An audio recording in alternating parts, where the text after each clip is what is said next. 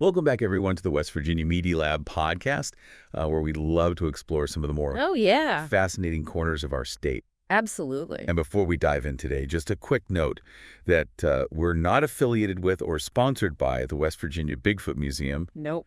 But we're really interested in what they're doing and thought you all might be too. Right. So today we're heading to Sutton, West Virginia to check out the West Virginia Bigfoot Museum. Very cool. These creatures have captivated imaginations for centuries. You know it? I mean, from the hairy man of Native American lore to the dark watchers that the Spanish settlers would whisper about.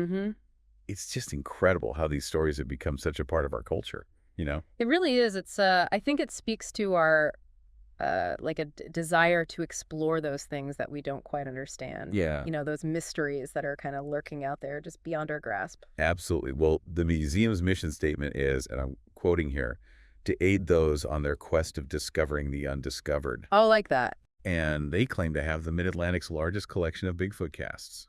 Wow. You know, I'm curious, what makes a cast credible in the world of Bigfoot research? Oh, that's a great question. And what can we learn from these casts? Well, you know, credibility in this field, it really comes down to a few key factors. Like how clear the impression is. Right. The circumstances surrounding where it was found. Okay. And if there's any other evidence that backs it up, you know, eyewitness accounts, things like that. Right. And actually, you know, one of the things you'll find in the source materials is information on trackway analysis. Oh, interesting. Which can help differentiate between, say, a Bigfoot print and a bear print, or, you know, even a hoax. Oh, wow. So that's really getting down into the science. It is, yeah. And I mean, the museum's collection probably has all kinds of different casts. So it's a really unique window into the challenges and the methods of Bigfoot research. And they also have a collection of hair samples. Really? Yeah, the source material mentioned there are analysis reports for those. Huh. Interesting. What can you tell us about those? Well, hair analysis, it's a tough one, you know? Okay. Sometimes it can rule out known animals, but to say definitively that a hair sample belongs to a Bigfoot, that's much harder. Right. The scientific community is generally pretty skeptical about that kind of evidence. Sure. But it will be interesting to see what those reports say about where those samples came from and what they might mean. Yeah, what their significance could be. Exactly. It's really cool that the museum is free to the public. Oh, absolutely. But I do wonder if that could limit their resources for research. That's a good point. You know, free admission makes it accessible to everyone, but it does make you wonder about funding for serious research. Yeah. You know, and for taking care of those artifacts. Yeah. It's a problem a lot of niche museums run into. I bet. They might rely on donations, grants, things like that, maybe even income from their gift shop. Oh, speaking of which, by the way, sounds pretty awesome if you're into Bigfoot stuff.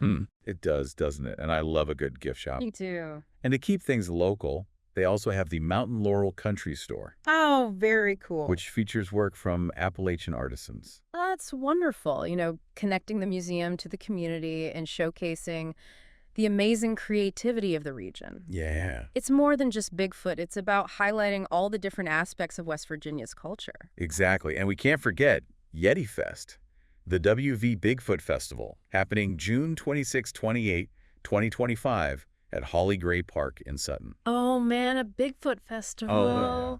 That sounds awesome. Yeah. You know, these kinds of festivals, they really bring people together. Researchers, enthusiasts, just people who are curious. It's a chance to connect, share stories, and learn from each other.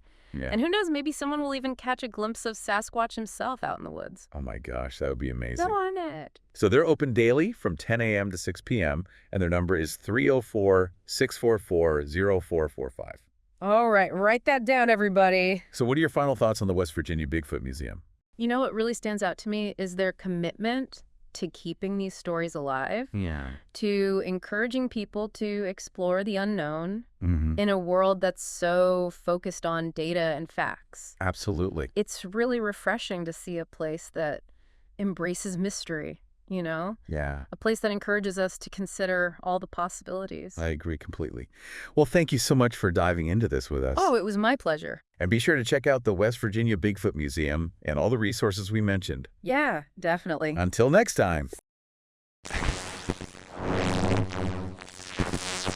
Thanks for listening to today's podcast. The West Virginia Media Lab is all about celebrating our state and its people, businesses, stories, news, and folklore. If you love West Virginia like we do, be sure to comment below, then subscribe, like, and hit the notification bell to stay connected. Until next time, stay wild, wonderful, West Virginia.